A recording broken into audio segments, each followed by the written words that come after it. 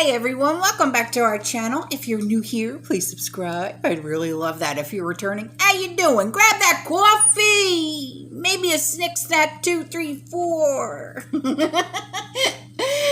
And let's get on with it, okay? So, later on I'm going to be posting an accomplishments video.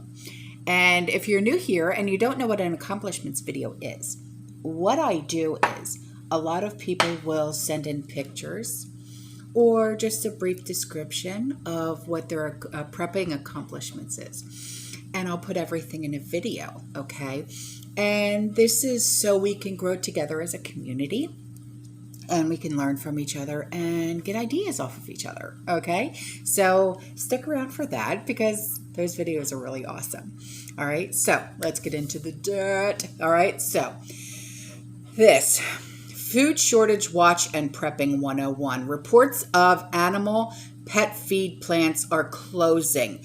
Just heard a report of a pet food plant closing, so I did a quick search. There have been several closings that have gone unreported. The 4D meat industry is gone. Kibble chow will soon be a thing of the past. Okay, so those of us that are fur baby parents, like me, you guys know that I foster and I adopt, okay, and I rescue. I have 3 dogs and I have 8 cats. Yes, I do. Okay, and you've met all of them. Okay, especially Stormy Bug and Penelope. Okay, so, all right, so Sheldon's Purina plant will shut down in July. All right, so if you are one that prefers Purina, okay, heads up, 7-Up. This is going to hit you. All right. So that's just a little FYI for you. Okay. So listen to this. All right. This was sent to me and I'm like, oh my God. Yeah. You don't think about it this way until it's put into context for you. And you're like, all right. So just listen to this. It may sound like a joke, but it's not. It's just to put it into context for you. So you're like, all right. So listen. One day a florist went to a barber for a haircut. After the cut, he asked about his bill. And the barber replied, I can't accept money from you. I'm doing community service this week. The florist was pleased and he left the shop. When the barber went to open his shop the next morning, there was a thank you card and a dozen roses waiting for him at his door. Later, a cop comes in for a haircut, and he tries to pay his bill. The barber again replied, I cannot accept money from you. I'm doing community service this week. And the cop was happy, and he left the shop. The next morning, the barber went out to open up, and there was a thank you card and a dozen donuts waiting for him at his door. Then a member of Congress came in for a haircut. And when he went to pay his bill, the barber again replied, I cannot accept money from you. I'm doing community service this week. The member of Congress was very happy, and he left the shop. The next morning, when the barber went to open up, there were a dozen members of Congress lined up waiting for a free haircut. And that, my friends, illustrates the fundamental difference between the citizens of our country and the politicians who run it. So that's just a way of thinking about how you and I would do something and how the elites would do something. You see, we would be grateful. We would bring gifts as a thank you. Whereas they would bring their friends and say, now give them a haircut. You know? So, on to this. Maine's largest dairy farm will soon have the state's first natural gas digester, fueled by manure. Yeah. And there was a ceremonial groundbreaking at Flood Brothers Farm in Clinton on Wednesday. And representatives of Summit Utilities, which is a natural gas company, said the digester will receive manure from half dozen dairy farms in central Maine. And the manure will be heated to process biogas, which will be cleaned and dumped into Summit's pipelines by reducing methane emissions from manure and producing natural gas. And Summit says it would have the greenhouse gas benefits of taking 6,500 cars off of the road. That's interesting. I wonder if it will actually work.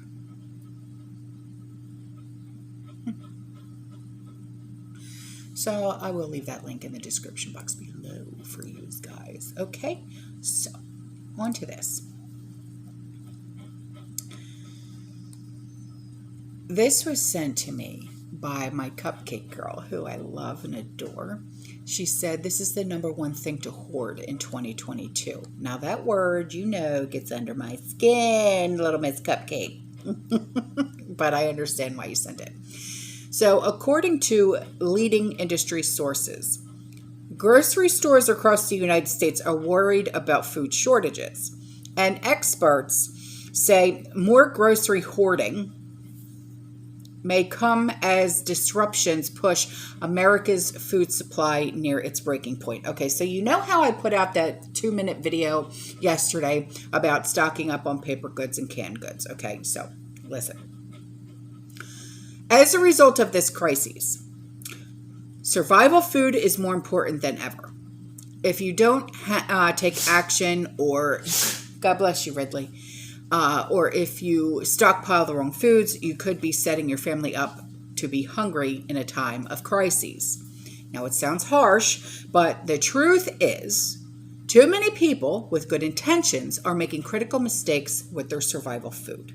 Mistakes like getting MREs with a 5-year shelf life, depending on where you purchase them from, and they could be near expired. Okay, getting gross survival foods that are tough to stomach, and so they're really high in salt and MSG and preservatives could clog your arteries and you can get sick. Or simply getting the wrong foods, leaving critical hole in your meal plan, which means you risk becoming malnourished. So she is suggesting, and I have bought from these people. I don't know if you have ever bought from them, but for Patriots. Okay. So thank you, sweetheart. She said she received this in her email. She's not sure what to make from it. Take it for what it's worth, hon. Okay. I've bought from 4 Patriots. I love 4 Patriots. Okay. I've not just bought their food, but also their products. Okay. I love their products. I have bought solar lanterns from them. I've bought flameless lighters from them, that are like rechargeable, so I don't have to worry about buying matches and stuff like that from them, and regular lighters. I've bought quite a few things from them. I absolutely love 4 Patriots. Okay. So, and their prices are not that bad. Okay. So if you think that they're really expensive and stuff like that, they're really not. Okay. So if you want to, purchase from them, I'm all for it. I really am. They're not a bad company. They're really not. Okay. So on to this. This email was sent to me by a community member, and she said, I found it interesting about the resignations in the UK. Remember how I spoke about that the other day? Okay. And she said, now we have Sri Lanka. The president is resigning. Yeah. The Sri Lanka has fallen, if you didn't know about that. Yeah. And she said, keep an eye on this and watch if other countries follow suit. Right. She said, I'm wondering if they're getting paid to leave just in time for NWL. Yeah. I mean, that would not surprise me at all whatsoever. It really wouldn't. Nothing actually surprises me anymore. Nothing. So here's something for you. This email came in from a community member, and he said, when an email starts out like this, you're like, Lord, I have new neighbors. Snowflakes. Really. Thank you. Thank you for describing them in that way. They sent out letters to join a neighborhood platform. Your neighbors sent out a letter? Why? I have 7 20-somethings always begging for cat food, iPad adapters, food, etc., whining about the neighborhood, etc. Of course, they don't own anything, just college kids. Their life skills are low, very low. I'm lucky in my neighborhood. We're like literally 40, 50, 60 and up, and I'm satisfied with that. I really am, except for the one house diagonal from me. They're like 20-something, and I'm like, stop with the boom boom music. You know what I mean? One guy literally sits out in his truck and just blares music, and I'm like, stop it. You know what I mean? So anyway, he goes on to say, gas is $3.79 here. Wow, you got it cheap. Where you at? No kidding. We're literally like $5 a gallon. Walmart and Sam's Club are providing 65 to 75% off my orders. Seriously? This AM young man told me they have limits on certain items. Plenty of junk food to buy that is not food. Yeah, no, it's not. You can't live on junk food. Heck. Sam's Club charging $4 for pickup unless you're a Sam's Plus member. Yeah, I know. I'm a Sam's Plus member. When I originally got my Sam's Club membership, the whole reason why I opted for the Sam's Plus membership was the free shipping. Yeah. Because I knew right off the bat that something was coming down the pipeline, and I was not going to be willing to go to a store and fight the morons literally in a store. So I opted for the Sam's Plus so I can just get free delivery and just be done with it. Yeah. He also says, most items at stores went up $1 on Friday. All Walmart's getting rid of their deli. What? Are you serious? I don't buy their lunch meat anyway. I prefer Publix. So. Worker told me that Walmart wants to get rid of their biggest problems. Humans. Shut the front door, you lint licker. Are you serious? That's what they said to you? He did confirm that the customer service would be gone by 2023. It's not like they're help anyway. So Walmart set a goal to take out 40% of customer service desk by 2023. Another 40% by 2024. No shopping inside, will be like Amazon. Shut it. Shut it. Well, it's not like any of us really care for Walmarts anyways. Prefer Target, but I'll shut up. So, anywho's it's inmate murdered at Where CI. What is Where CI? What's CI? What is that? Inmate video on Facebook. Body was left for over 2 hours on guardrail. GDC policy: never leave inmates unattended. Holy cow! Where is that? Cracker Barrel, Saturday, AM. Several traveling had stomach virus. Kid threw up in front of main window. Staff didn't even clean it up. Oh, that's disgusting. Shut up. Are you serious? Just the smell of it makes me throw up. I emailed the video to corporate. Customers and kids stepping in vomit. What a meal. First time in 50 plus years left. No tip. Horrible service. Yeah, no kidding. Included photo. Having to take my own sweetener. Started Ziplocs with napkins, paper plates, knives, and forks. Restaurants giving oranges instead of lemons. Just never know what they don't have in this new normal. Oh my God. I had a waitress snap at me for coming in to eat. How dare you want to eat somewhere else besides home. I turned around and started back to the car. She came to my car and asked where was I going. I communicated I can eat at home for free and no shortages. She told me she was having a bad morning. Yeah, but I reminded her that it isn't bad yet, just inconvenient. I have learned to help them by asking, 1, any price changes, 2, any shortages. At another restaurant, waitress told me she didn't have soda and no tea, so I asked her for ice and hot water. Jerk. Made my own tea.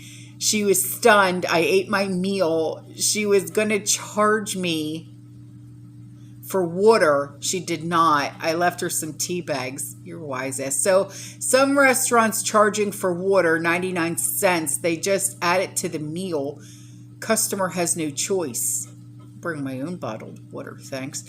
Note, when you bring your own supplies, people have no boundaries. I took my own bottle of salad dressing. A Karen at another table came over and grabbed it off my table. My friend, who is a probation officer, got it back for me. She kept her mouth shut. Unreal drama. All she had to do was ask. Oh. Also, better carry cash. No credit card machines working for 5 hours on Friday. Machines down.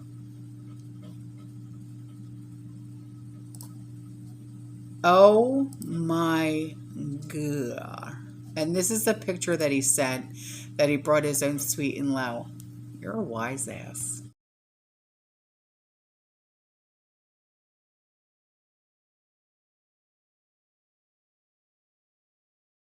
Something for you. This was sent to me. Trudeau, his nitrogen policy will decimate Canadian farming. In December 2020, the Trudeau government unveiled their new climate plan with a focus on reducing nitrous oxide emissions from fertilizer by 30% below 2020 levels by 2030. Of course, 2030. Fertilizers play a major role in the agriculture sector success. However, nitrous oxide emissions, particularly those associated with synthetic nitrogen fertilizer, use have also grown significantly. This is a tactic admission that any attempt to lower emissions by reducing nitrogen fertilizer will consequently lower crop yields over the next decade. Great. Good on you, idiot. And before I go, here's a screenshot for you. This is breaking as of last night. This fire is not good for the United States. 1OK is number 224 on the Fortune 500 list. It is a midstream supplier of natural resources. Major fire is burning with massive underground gas tanks and danger. Evacuations have been ordered from Medford, Oklahoma. This will be a supply chain number for months to come across the United States, not to mention hardship for hundreds of families. All right, guys, I'm out of here. I love you. I'll see you in the next one. You stay safe, you stay positive, you keep prepping. And as always,